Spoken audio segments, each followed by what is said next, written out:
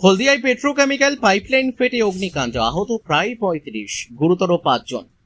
ভোররাতের বাজ পড়ার সাথে সাথেই ঘটে গেল বড় বিপত্তি। হলদিয়া পেট্রোকেমিক্যালের একটি ন্যাপোথা পাইপলাইন ফেটে ভয়াবহ অগ্নিকাণ্ড। ঘটনায় আহত হয়েছেন প্রায় ৩৫ জন, তাদের মধ্যে ৫ জনের অবস্থা গুরুতর। প্রত্যক্ষদর্শীরা জানিয়েছেন, মঙ্গলবার ভোর ৪:৩০ নাগাদ এলাকার অনেকেই কলকাতা বা ডিউটিতে যাওয়ার জন্য ঘুম থেকে উঠছিলেন। সেই সময় হঠাৎ বাজ পড়ে এবং পাইপলাইন থেকে নেপথা লিক করতে থাকে। মুহূর্তের মধ্যে আগুন ধরে যায়। যারা বাইরে বেরিয়েছিলেন তারাই আগুনের ঝলসে যান। খবর পেয়ে ঘটনাস্থলে পৌঁছায় দমকল ও প্রশাসন। আহতদের তড়িঘড়ি হলদিয়া মহকুমা হাসপাতালে নিয়ে যাওয়া হয়। সেখানে প্রাথমিক চিকিৎসার পর গুরুতর আহত ৫ জন সহ আরো কয়েকজনকে তমলুক হাসপাতালে স্থানান্তরিত করা হয়েছে। বাকিদের হলদিয়া হাসপাতালেই চিকিৎসা চলছে। ঘটনাস্থল পরিদর্শন করেছেন হলদিয়ার বিধায়ক তাপসী মণ্ডল ওরফে প্রদীপ বিজলি। তিনি প্রশাসনের তৎপরতার কথা জানান এবং আহতদের চিকিৎসার সব ব্যবস্থা করার আশ্বাস দেন। পাইপলাইন ফাটার সঠিক কারণ এখনো জানা যায়নি।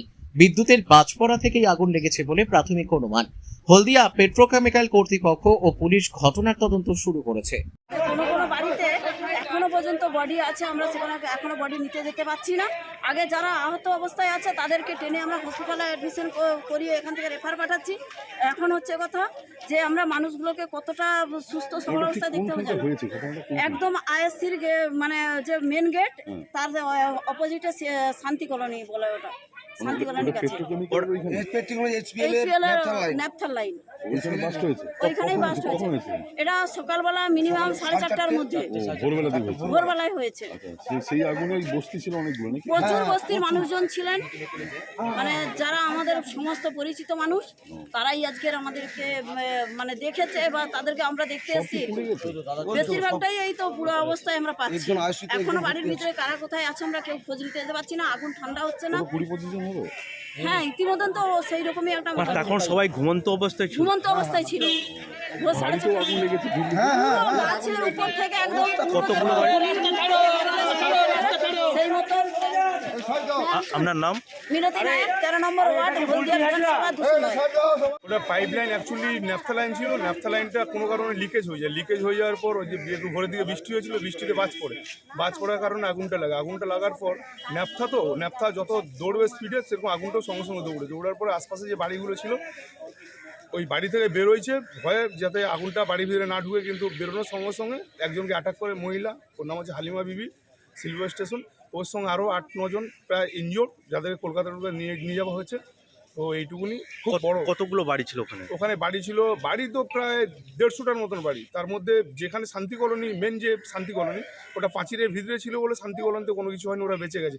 কিন্তু শান্তি কলোনির বাইরে যে বাড়িগুলো ছিল, HPLS একদম ধারে, পাঁচির ধারে, ওই বাড়িগুলোর মধ্যে আগুনটা অ্যাটাক করেছে পুরো। বলছি এটা কিভাবে হলো, মানে কি আগুন বাস্ট হলো?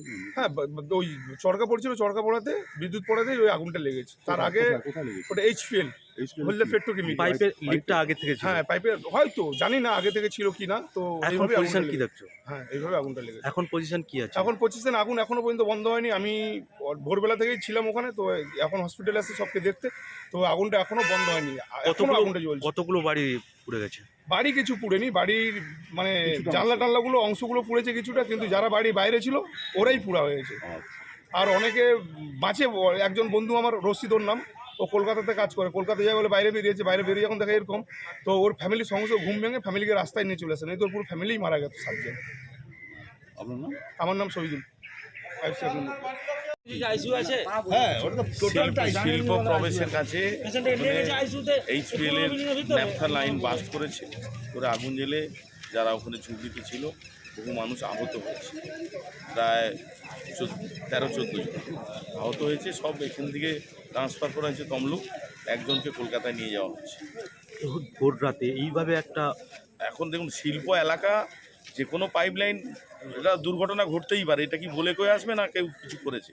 এখানে ওসব কারুকে দোষ দেওয়া যাবে না। শিল্পাঞ্চলে যে কোনো মুহূর্তে অ্যাক্সিডেন্ট, দুর্ঘটনা ঘটতেই পারে। এখন কি পজিশন রয়েছে? এখন পজিশন আছে, আমি তমলুক যাচ্ছি, তো যে পেশেন্টগুলো তমলুকে গেছে তাদের ভর্তির ব্যবস্থা করি।